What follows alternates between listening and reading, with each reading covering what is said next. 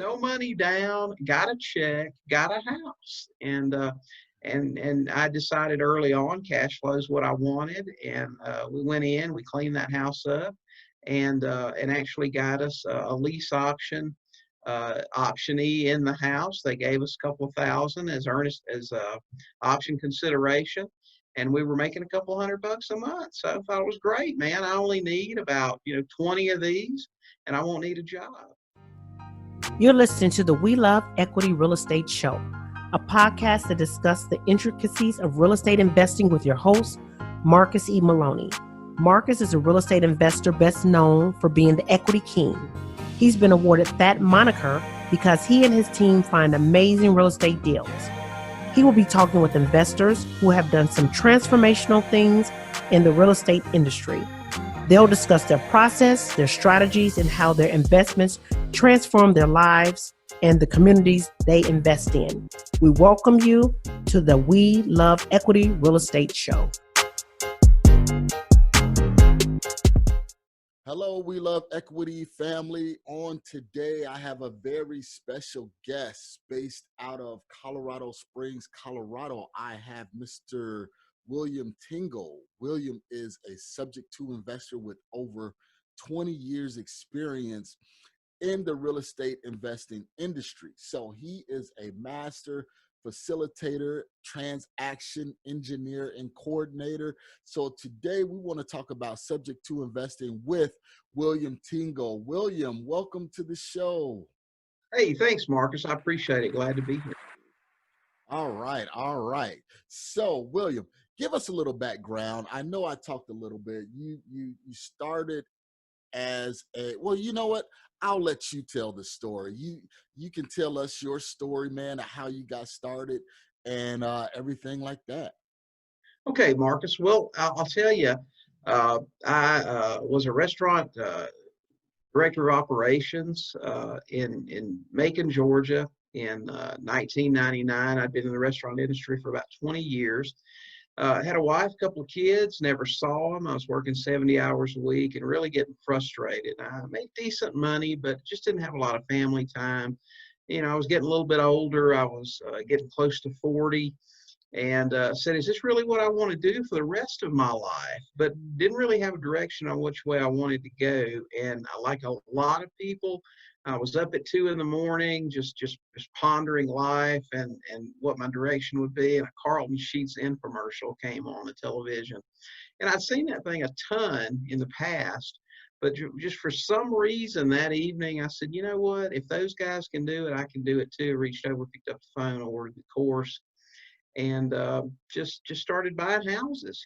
Got the course and just did what he said and bought one house and the next one and the next one and put together a plan. And a year later, quit my job and I've been a full-time investor ever since. All right, so you had a chance to quit the job. That is excellent. That's what we like to hear. So tell me why. So you got the Carleton Sheets informational packet.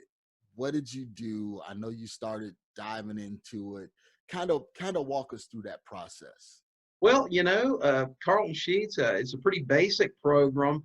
And one of the things it tells you to do to get out and start buying houses is to actually, the toughest thing is just to cold call sellers, pick up the newspaper, go through the ads, the FSBOs, and start calling and asking questions. And that's what I did. The internet was still, it was around, but it wasn't like it is today. There wasn't a Facebook or anything like that. I didn't have a million people that would tell me, oh, that won't work, don't do it. So I wasn't smart enough to know it wouldn't work. So I did it and actually started buying some houses. It's funny how things work like that. But cold calling does work, and we still do it to this day. So, yeah. All right. So you're a man that takes action, and you take action quickly. You saw that infomercial and you said, okay, I need to buy this. And guys, just so you know, Carleton Sheets, that was from the late 90s. Well, actually, it even goes before then. He goes all the way back to like the early 80s, late 70s. But you got started in the late 90s, early 2000s. So tell me about, you took action, you got the Carleton Sheets, you started cold calling. first of all, kind of where did you get the list? Kind of walk us through that step of really getting started. Well, you remember now, we're talking about over 20 years ago. I mean, we Yep. didn't have some of the tools we have today, all these lists companies and things like that. I picked up a newspaper and I turned to the for sale by owners and just started calling those guys. I mean, no real indicators of motivation or anything, just a house for sale. And it's kind of tough. I mean, I got, cussed out a few times and that sort of thing, but you just hang with it. It's a numbers game. You learn that over time. If you call 100, chances are you'll buy one. So I did it. If you make it through that 100, you'll probably buy a house. Actually went out and I had good credit, didn't have a lot of money, but I did Mm-hmm. have decent credit. And my first couple of purchases were actually with small bank financing. But I actually did pick up a check at closing, the difference between insurance payments and this and that. There was, I think my first check on my first house, I went in, the bank financed it, a small local bank did, and I walked Mm-hmm. away with a check, I believe, for about $800. And I said, hey, this stuff really works, I got Hey, a we'll house take that. with no money down, got a check, got a house, and I decided early on cash flow is what I wanted, and we went in, we cleaned that house up, and actually got us a lease optionee in the house. They gave us a couple of thousand as earnest as option consideration, and we were making a couple $100 a month. So I thought it was great, man. I only need about 20 of these, and I won't need a job.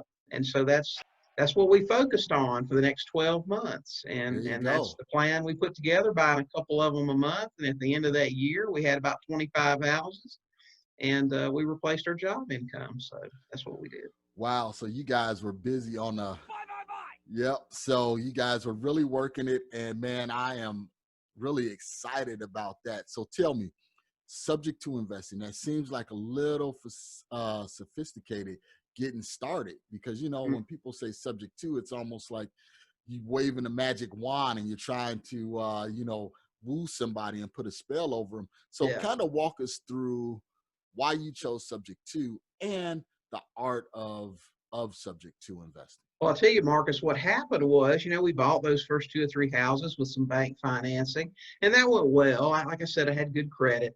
But what you'll find is after a little while, the banks will be a little bit more cautious in lending to you. They'll use words like, uh, William, we've got a lot of exposure. We have a lot of exposure with you, Yep. which is just a nice way of saying, it's a lot of money. Okay. Mm-hmm. And if something happens, we're afraid you won't be able to pay us. So what I figured out pretty early on was the banks weren't going to be able to fund me, or wouldn't be willing to fund me with enough money to buy enough houses to live the life that I wanted to live. I said, man, I've got to find another way to buy. So I went through the steps. I bought courses on doing sandwich lease options, and I learned early on that when you're in the middle between a seller and a buyer, it can get kind of ugly. Yep. Yep. Things happen and so on. I didn't really want to continue doing that. I wanted to own the property. I wanted to control it. And then I discovered subject to, which is really just taking over somebody else's financing. And people talk about it like it's something new or it's something, but people have been taking over payments on financing for years and years. In fact, before the early mid 80s, most loans were freely assumable. Yeah, And absolutely. yeah, so it's really nothing new under the sun. But and as far as it being a magic wand, if you're dealing with a motivated seller and it's presented properly, most people are okay with it. We get a lot of people that aren't even distressed in any way, that aren't in foreclosure, that aren't getting a divorce.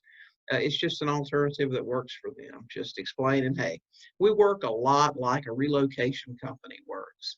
If you've ever read a relocation company contract, they'll come in and they take over the payments on your financing until they can sell the house. And that's exactly what we do.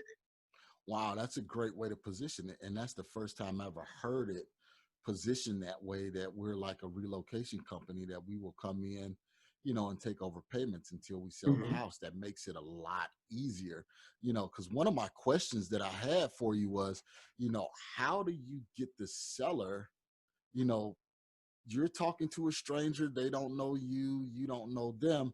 How do you get them to buy into, hey, I'm Joe Schmo, I'm William, I'll take over your payments, Mr. Seller.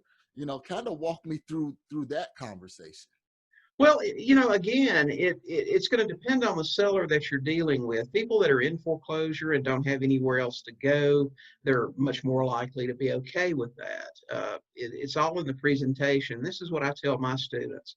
When you get a seller on the phone, whether they've called you from your marketing, whether it's bandit signs or it's ads, or whether it's a direct mail piece that you've sent them, or even if you get somebody on the phone cold calling Fizbos on Zillow, when you get those people on the phone, try to get their story. Yeah, the house is important. You're probably wanting to buy in a certain price range, certain number of beds and baths, but the story is really where the deal is. Try to find out, why are you selling such a nice home? Well, I'm in the Army and I've been relocated and I have 30 days to get out of here and move. Well, you're dealing with somebody under pressure. Maybe what you have to offer will be an option. If you've got somebody with low equity, perhaps, maybe the house is worth 200, they owe 190, they don't have enough to pay a realtor, they don't have the cash to come out of pocket. Listen to their story, listen to the financing details, and then my standard, way to get into it is say, hey, Mr. Seller, doesn't sound like we have the position here to make you a cash offer, but we may have a program that'll work for you. What if we could come in and make your mortgage payments for you until we can bring a buyer in? Is that something that might work? You've already heard their story, so you pretty much know if it will work or not. And they'll generally say, well, tell me more about that. It could work for me. And you just explain the process. And it really is just in the presentation. Okay, so really, one of the most important things that you said right there is, don't try and figure out the numbers and everything like that. Really, it's listen to the story, listen to the problem, and you come up with some sort of a solution to solve that problem for the seller. That's absolutely right, Marcus. It's all about problem solving. If you can solve the seller's problem, generally, no matter what you present, as long as it's not totally crazy or something along those lines, if it works for them, it'll work. Okay, so kind of going through this, tell me about your first subject to deal, William. I know this was a while ago, but kind of take us back, because I want those who are looking at this as an investment strategy to really understand what you have to do in order to Mm-hmm.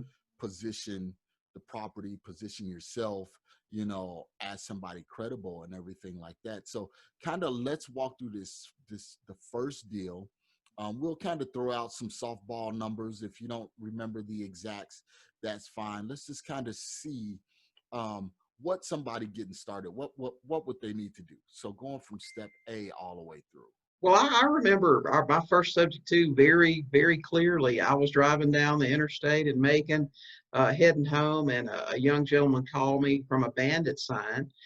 He lived in the suburban part of Macon, and he said, "Hey, I saw your sign that says you buy houses. I really need to sell mine. Would you be interested?" I said, "Well, tell me a little bit about it." And it was a brand new house. It was less than a year old. He was a young guy. He was 21. Young couple, had a small child. They were getting a divorce, and they had just bought the house about 9 months earlier. His parents had gifted him $5,000 for down payment. The house was probably worth around 120, 125. They owed about 115 or so, so really no equity. But he's telling me about the house and his situation. And I said, well, not enough room to make a cash offer here, but we might be able to do something with taking over payments. Would that work? He said, anything that'll get me out of this house. I took the next exit, turned around, and drove straight to his house. And met with him. Walked inside the house. The house was like brand new, still had that new house smell to it. Not a stick of furniture in the house. She had already moved out, and he was sleeping on a mattress in the master bedroom. So, I mean, you're dealing with a motivated seller. He Yep. couldn't make the payment on his, really needed to sell it. He didn't have enough equity for a realtor and just didn't know what to do. It was my first sub two, and I was totally lost with regard to what paperwork to fill out and everything. But I had my little buyer's briefcase with me with all the documents, and we went through them and figured out how to fill out a contract and everything. I was still pretty new in the business, and got that thing done, and immediately sold it on a land contract with seller financing. Collected a $10,000 down payment from my buyer. Collected a few $100s a month in cash flow for about a year. They refinanced pretty quickly, and it didn't have much of a back end because there wasn't a whole lot of equity. But we got, I think, about $8,000 on the back end. So we made about $25,000 off of a house with very little equity, but it was super nice in a nice neighborhood. And that's just how it went. And interestingly enough, those are the houses we target today, houses less than 10 years old, in very good condition, with relatively low equity.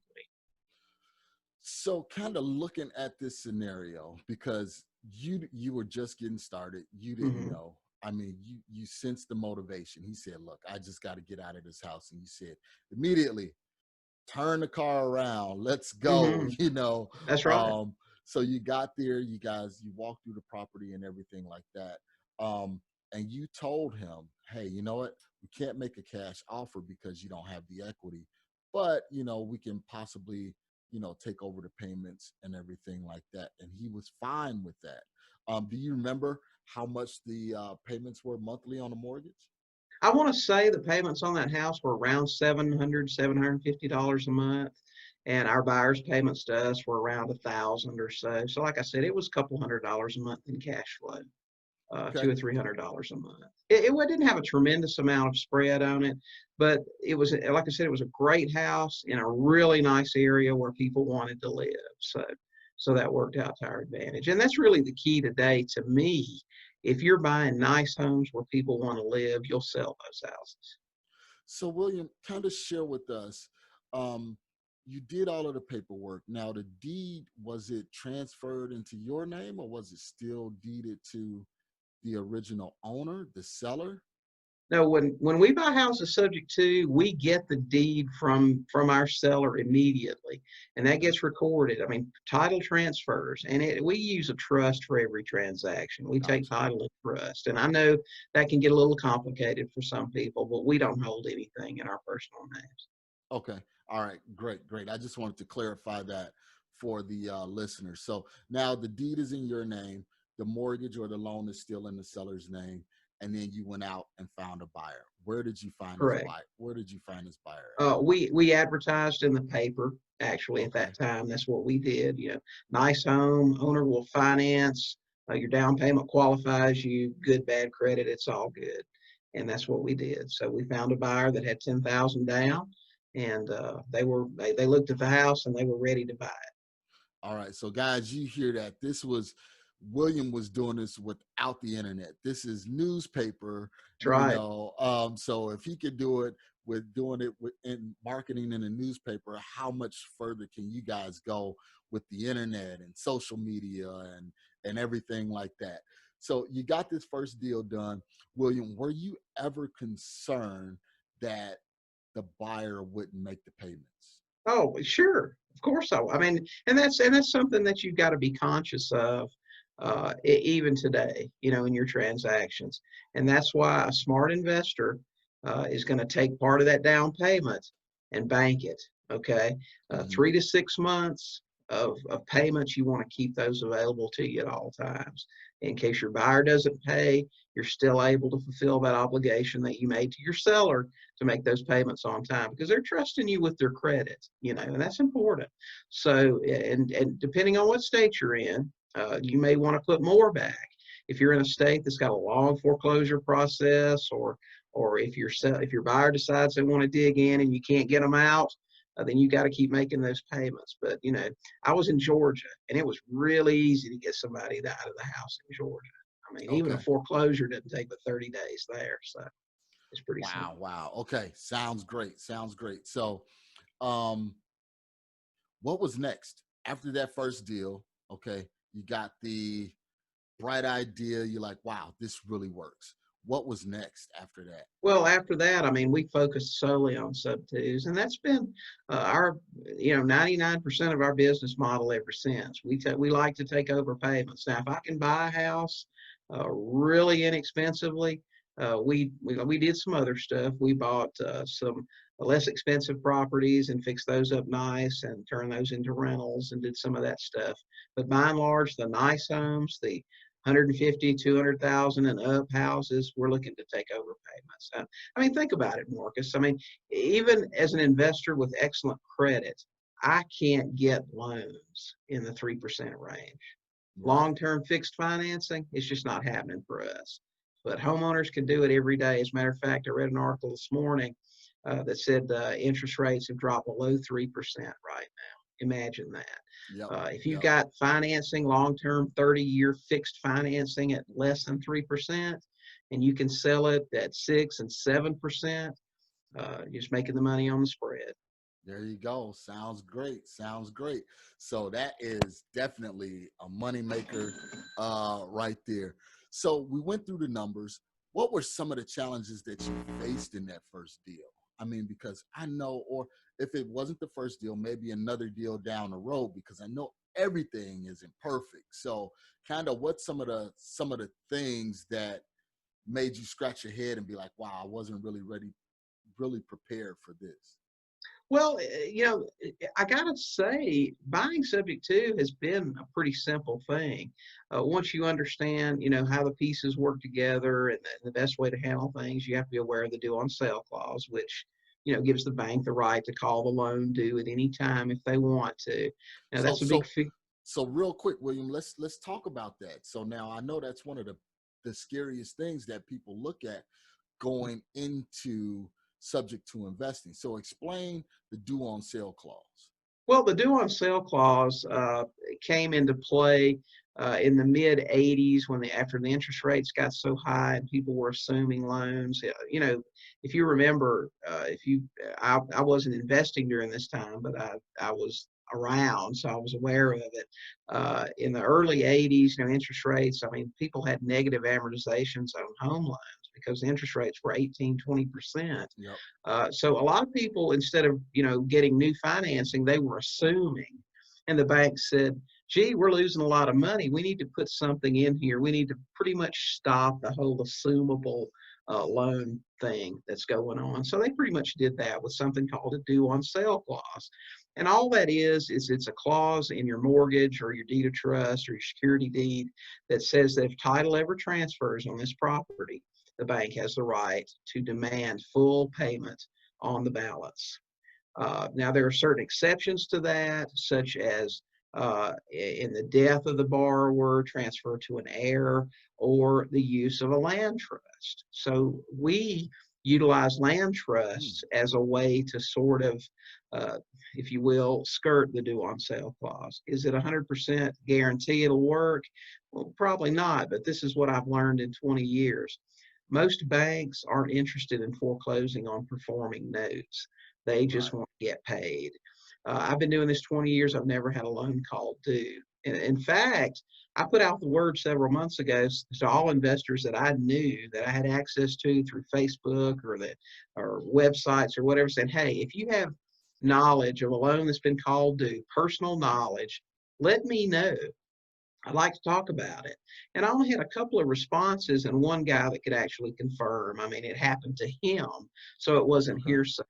The chances of the due on sale clause getting, you know, enacted or called are so slim. Yes, it can happen, and you should know about it.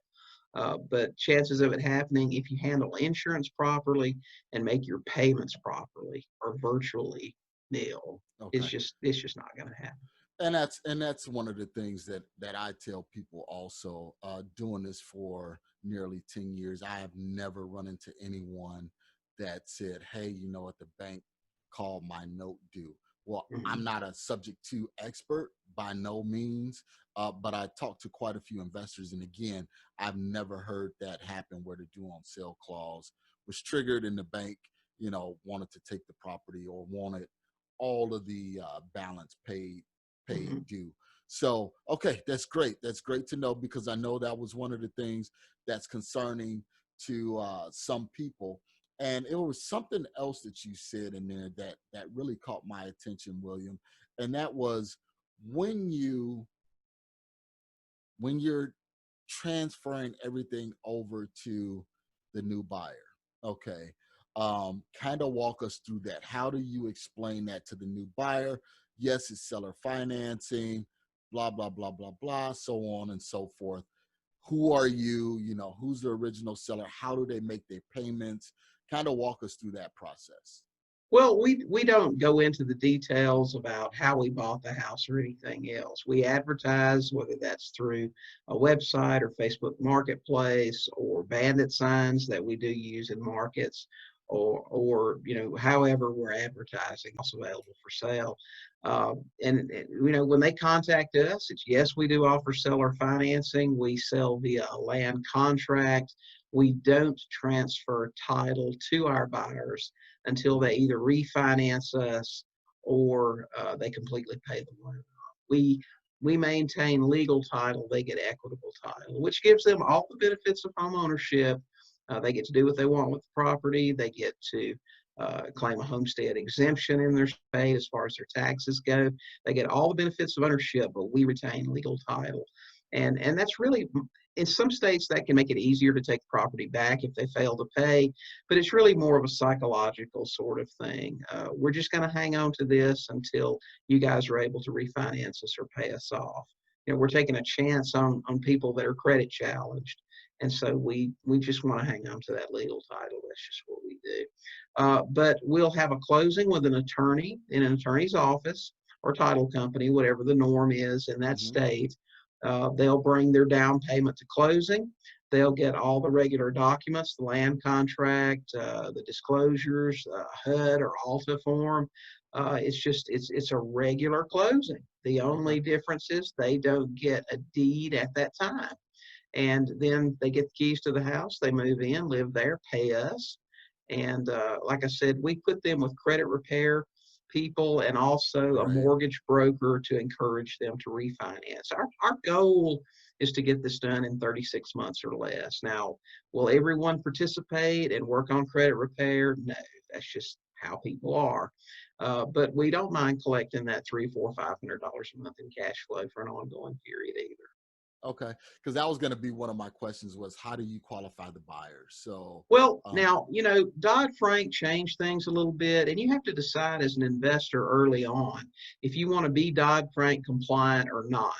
And there's some risk involved in that. They don't have Dodd-Frank police. No one's out there actively looking for investors who aren't compliant. But one of the things we do to qualify our buyers is run them through a mortgage broker. The mortgage broker takes care of some of the processing. They handle the paperwork. They pull the credit reports. And they give you a general idea of about how long it's going to be before these people can qualify. And, we'll work with whoever has the down payment. Okay. And guys, just to clarify, Dodd-Frank, you can look it up. It's really just legislation to prevent predatory lending. So if you want to look more in depth into that, just Google it. We don't want to go deep into legislation because that's not our forte. So you have them meet with a credit counselor and a mortgage broker. Excellent. Correct. Okay. Now, is there anything specific on their credit where you would say, you know what, I don't think we want to go down this road with this tenant buyer? Is there any Not at all. Not at all. There are only a couple of things that'll disqualify a buyer with regard to buying a house from us. One is they have to have the down payment. We don't let people in with $2,000 or $3,000 into a house. If I'm selling you a $200,000 house, you're going to have somewhere between $15,000 and $20,000 to get in that house. I mean, that's just a fact. Somewhere between 8 to 10% is generally what we're looking for. The second thing is history. Not so much your credit history, but as far as a criminal history that might prohibit you from being able to go out and get financing at some point. And there are only a couple of things in there, that might do that. We don't want to devalue the property in any way and that sort Right, of thing. So right. we look at a couple of different types of criminal activity that might prevent. Okay. What about work history at all? Yeah, work history is important, and it doesn't matter. It's more being in the same industry. If you've been, let's just say, in contracting or building for the last 20 years, but you've worked for this company for 2 years and that one for 2 years and this one for 6 months, that's not going to, like I said, it's industry. And I can Okay. say that because I was in the restaurant industry for 20 years, and there were periods of time when I worked for one company for 6 months and one for a year and then one for 7 years. So, but I was in the same industry, and I believe traditionally lenders will look at that overall, not how long you've worked for a company, but how long you've been in an industry. So we do look at that a Gotcha. little. We just want you to be able to make your payments. That's what's Okay. in. So then, I'm not sure if this has ever happened, but I know after 20 years experience, it probably has happened. So how do you communicate to the seller if they are behind on payments? What is the process in order to notify them and let them know, hey, you're going down a road that you're not honoring the agreement, basically. Oh, our buyers. Yes. That's our buyers on our seller Yes. finance houses. What I've learned over the years, Marcus, is when I got started, I was so hardcore. If a tenant didn't pay me, we served a 3-day notice, filed an eviction, went through the court process. What I've learned over the years is it's best to try to work directly with people. Uh, let's take again the $200,000 house example.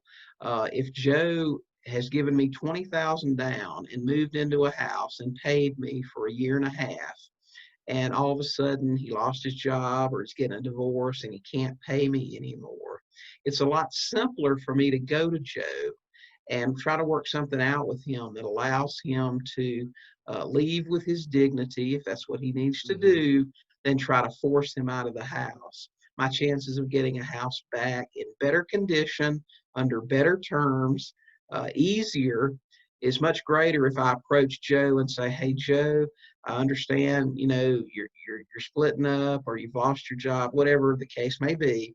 How about this? You're going to need some money for starting over. I get it. How about, and I'll go take a look at the house or have somebody take a look at it. And we actually use a formula to do this. We'll go in and look at what he gave us down. If he gave us 20,000 down, we'll take half of that, back out anything that needs to be done to get that house back into move-in condition. So let's say he gave us 20 grand down. We start at 10,000. The house needs paint and carpet, and I figure that's going to cost me 5,000. So Mm-hmm. I'm at giving him 5,000 to vacate. And I'll start at a lower number. I may start at 3,000. Say, hey, what if Okay. we write you a check for 3? You give us the house back in broom clean condition. You're out by the end of the month, and we'll negotiate up to that 5. But it's a lot easier. I would rather write him the check for 3,000 than a lawyer. Right, right. Gotcha, So, gotcha. so that's how we approach people that come into a bad situation and can't pay. We just try to give them something back to get started in an apartment or somewhere else and get the house back as quickly as possible. And that's great because that's letting you know, because over that time you built a relationship with this tenant buyer, and sometimes unfortunate things do happen. I'll give you just a quick example. I have a duplex, and one of the tenants, due to COVID, was working at Bed Bath and Beyond. Hasn't worked in 3 months, because the stores wasn't open. And she just told me, she was like, hey, well, she told the property manager, hey, I can't afford to continue paying because I'm not working. I would rather just move out and break the lease, and that's what we did. We allowed her to break the lease. I even gave her, because she paid a month in advance, I even gave that month in advance money back to her so she can move, to another place. That's a lot better than saying, well, I don't care. You have a lease. You have to honor this lease, so on and so forth. And then they go in and they trash the house. And now you're paying Right. for a lawyer to get them out, plus trying to fix up the house and Yep. everything like that. So, yeah, that's very smart, William. So Well, Go ahead. It's just a better scenario. They'll work with you on showing the house to prospective new buyers. They'll get out of the house on time. You don't have to worry about them trashing the house in that nature. And then just having to go in front of a judge and, kicking somebody when they're down, judges frown on that. It's just a much better scenario to let somebody leave with their dignity. Yep, And I completely agree. Completely agree. So let me ask you this, William. What happens when you do have someone that does major damage to the property? well, depending on the amount of damage they do, it could be an insurance claim, or you may just have to come out of pocket. But remember, we talked earlier about banking part of that down payment for, uh-ohs. Maybe it may be a buyer that's not paying, that won't move. It could be repairs that have to be made. But, that's just the reason you want to keep some of that money in reserve. Okay. All right. Don't spend it all on an exotic trip. Put some of it in the bank. Yeah. You got to still be a little frugal, when you're doing this. Yeah. So, William, what we're going to do, we're going to take a brief break, get a moment and hear from our sponsors, and then we'll come right back. And then what I want to do next is talk about what do you see next and what do you see what's going on in the market and everything like that. So we'll take a brief break and we'll be right back. PropStream is the industry's #1 tool for locating distressed properties and connecting with highly motivated sellers. With 100% coverage across the U.S., PropStream provides a deep dive into any property's specific details, making it easy to generate lists of distressed properties and contact to the owners. No other product or service can compare. Gain access to MLS property details like expired listings. You can pull accurate comps, even sale prices in non-disclosure states. This information is typically reserved for licensed real estate professionals, but is also available to you in PropStream.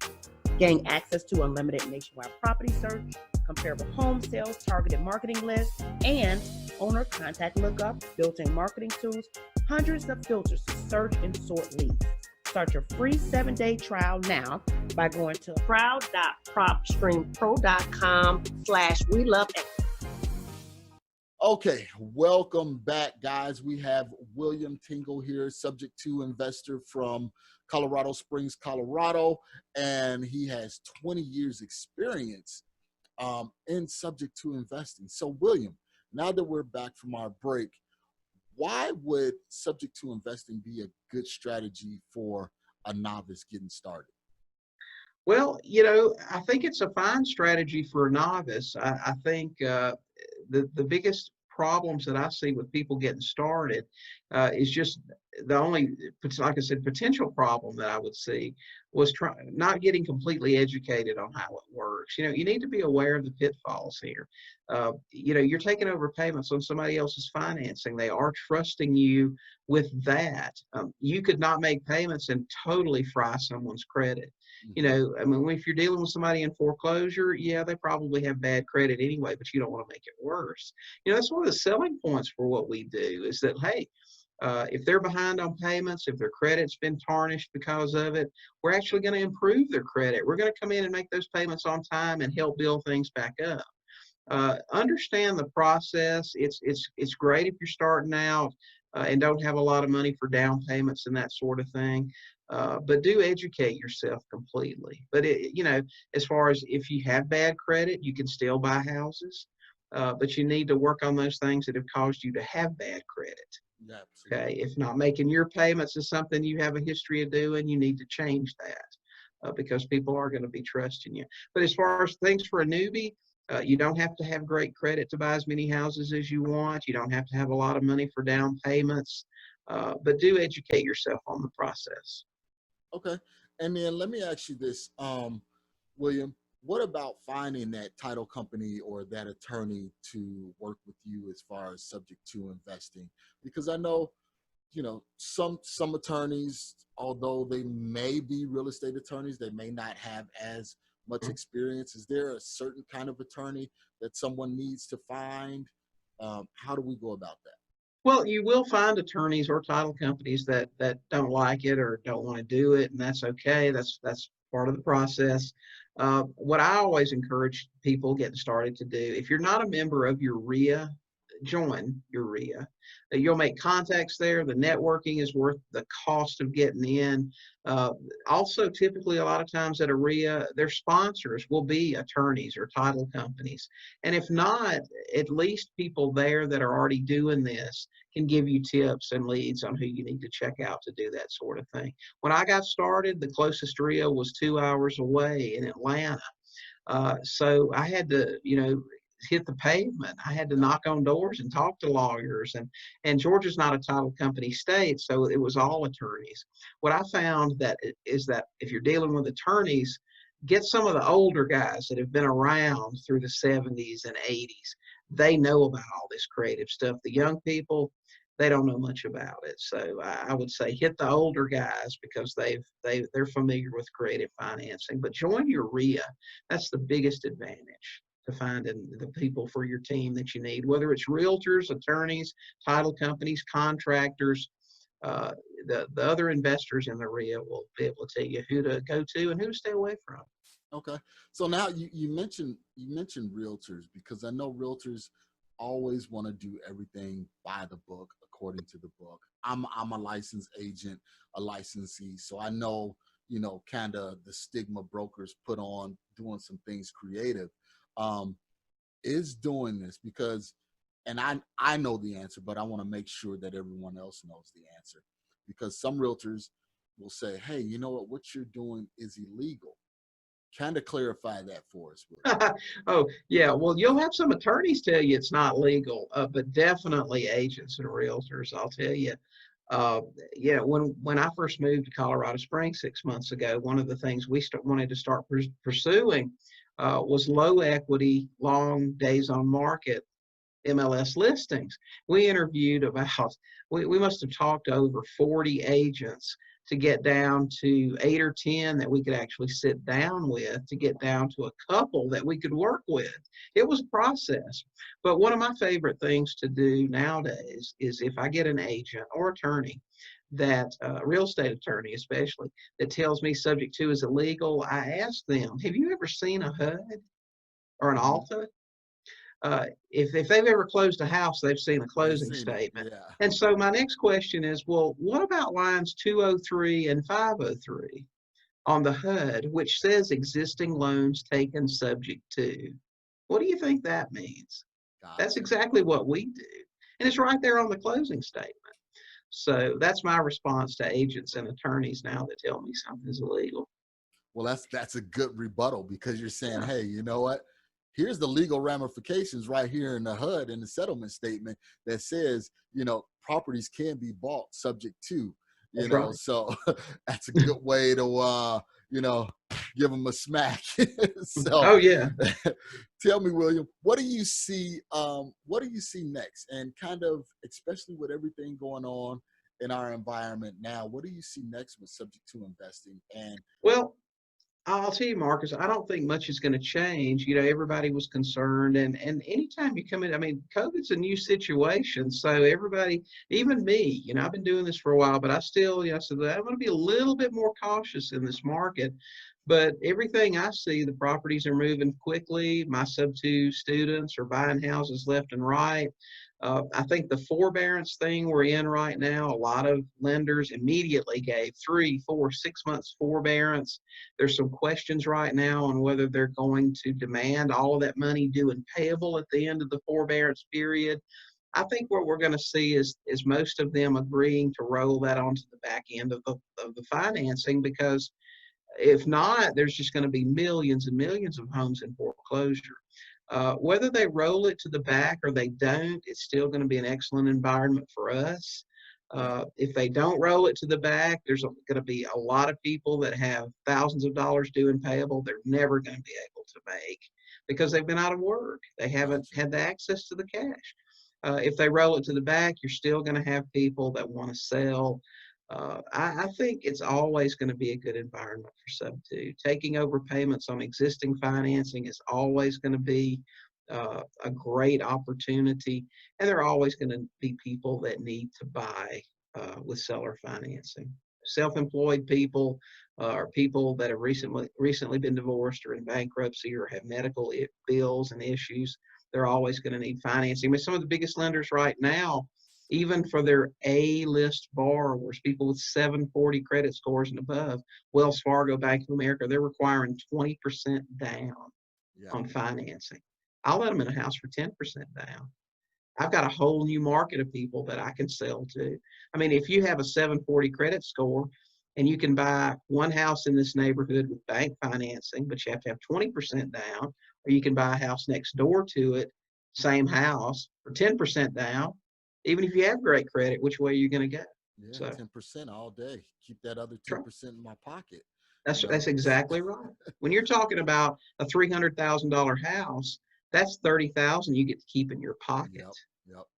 That lets the missus buy new furniture and all that other stuff that she wants. And then you can turn around and refinance it in a year or so, and you're going to get to write the difference in interest off between what I would charge in Bank of America. You're going to write that off on your taxes anyway.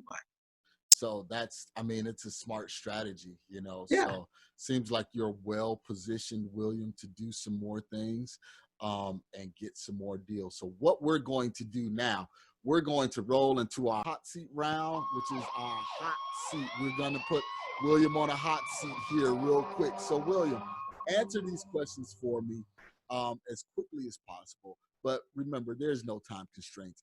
Starting over, what would you do differently? Listen, I had the unique opportunity 10 years ago to do that very thing.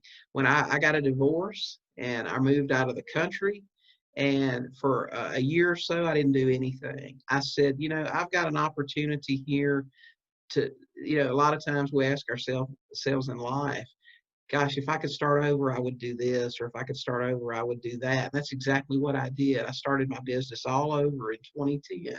And I said, I'm not doing any stuff I don't like. I'm only going to do things I like. The stuff that worked, but I didn't like, or it's out. And I quit renting. I quit lease optioning. I quit flipping. I quit doing rehabs. All I did was buy subject to and sell with seller financing. So I've done that. I did that 10 years ago, and that's all we do today. I would buy with subject to. I would sell with seller financing. I wouldn't be a landlord. I would be the bank. Okay. Nobody calls me when Junior flushes a hot wheel. Right. You know, that's right. So that's exactly, I got the opportunity to do that. So I did it. So it's more so focusing deeper versus wider. So you're going to focus just strictly on subject to and leave everything else, you know, that's right, outside of your parameters. Okay. Smart. What do you think is your greatest commodity outside of capital? It's the team. It's the people that you work with. It's an agent that knows what you're doing and doesn't think substitute is illegal. It's your attorney that when you call him up and say, hey, I want to change something. I want to start doing this instead of that. You see any reason we can't do it? And he says, I don't know any law against it. Let's try it and see what happens. Yep. You know, it's your team. It's your people. You know, I tell students that all the time, especially about insurance, when they'll tell me, well, I bought this sub two and I'm trying to change the insurance, and the insurance company I call doesn't want to do this or that. They say I can't have it this way. So you don't have the right person. You need your guy that knows exactly what you're doing and will do it the way you want. So it's definitely the team, the people that you work with. There you go. Okay, what is one thing you can do to be more productive? More productive? Gee, Marcus, I'm lazy. You know, that was one of the things that we changed. We said, you know, do you know that you can make over $500,000 a year buying one house a month? And that's all that we look for is one house a month. I talked to a guy this morning about our joint venture partner program, and he was talking about wanting to buy 3 or 4 houses a month. And I said, why? Why do you want to do that? Why do you want to work that hard? Being more productive, I'll tell you seriously though, one of the things that we've done to increase our productivity is we recently started using a product called REI Black Book, where you just funnel all of your leads that haven't worked out or they aren't ready to sell to you. We actually started using that, and the follow-up sequences and things like that are just amazing. But that's the biggest thing that we've done this year to help us with our productivity. It's just trying to capitalize on otherwise leads that would fall through the cracks. It's been a joke with me and my students for years that my follow-up, my CRM has been a legal pad. Legal pad, huh? Yeah, you know, but now we're actually doing some automated stuff. So we're looking forward to it. Okay, sounds great. Sounds great. So technology. What drives your ambition, William? Gee, that's a tough question there, Marcus. I just I don't know. I just really enjoy real estate a lot. I've always been a pretty ambitious person. You know, I left school in ninth grade, so I don't have a degree. And I started as a dishwasher in a restaurant. And by the time I left my restaurant career, you know, I was a director of operation for 3 states, so and making a Wow. pretty good salary. So, I mean, ambition's never been a problem for me. Right now, I just really enjoy what I do. I enjoy teaching and enjoy just dealing with sellers and putting buyers in houses and that sort of thing. So I just enjoy what I do.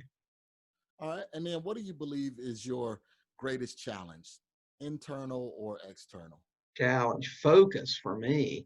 My wife and I were actually just talking this morning about you know, about our business and where we want it to go, and you know how we actually run a couple of different businesses. We teach and coach and also do real estate, and just trying to decide, you know, where we want to focus more on in the future. There's just so many things to do, you know what I mean? Yep. And you Yeah, want to I do them know. all, you know, but we like to travel too. So just trying to decide. And that's really part of the fun thing about what we do is we don't hate our jobs at all.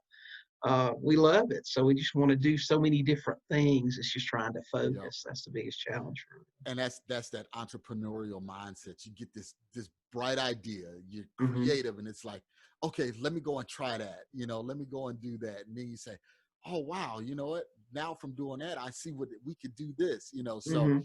I have that same struggle. You know, it's that creativity and always want to get out there and do something fresh and Hmm. something new. Okay, William. Lastly, what is the latest business or real estate book or article or podcast or something like that that you've read, listened to, or something that really intrigued you? Gee, I don't know. Well, your podcast, I just stumbled on your podcast here. I'm loving it. I also like Great. mine too. Yeah, yeah, yeah, yeah. Well, why don't you share with us? Will, what's your podcast?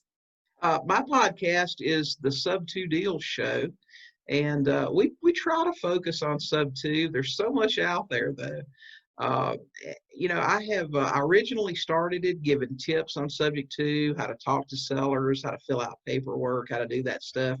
We've sort of taken it in a new direction the last several months.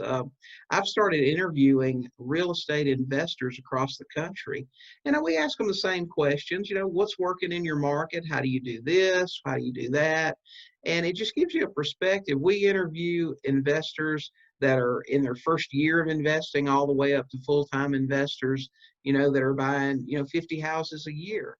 And Okay. so I think it really helps people with seeing that anybody can do this, all walks of life, all different markets and locations. But we really enjoy that. And I enjoy talking to these guys because, I mean, they're all just really excited about real estate. And Right. like I said, men, women from all parts of the country and all different types of backgrounds. Sounds great. Well, William, I really appreciate it. Man, it was an awesome, awesome, awesome opportunity to speak with you, man, and really, really hang out with you.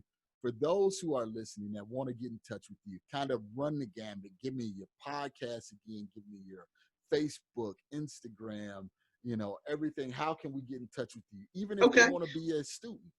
Yeah, great. Well, we have a Facebook group, the Sub2 Forum. You can get there by going to www.sub2forum.com. That's SUB, the number 2, forum.com. It'll take you right to the Facebook group.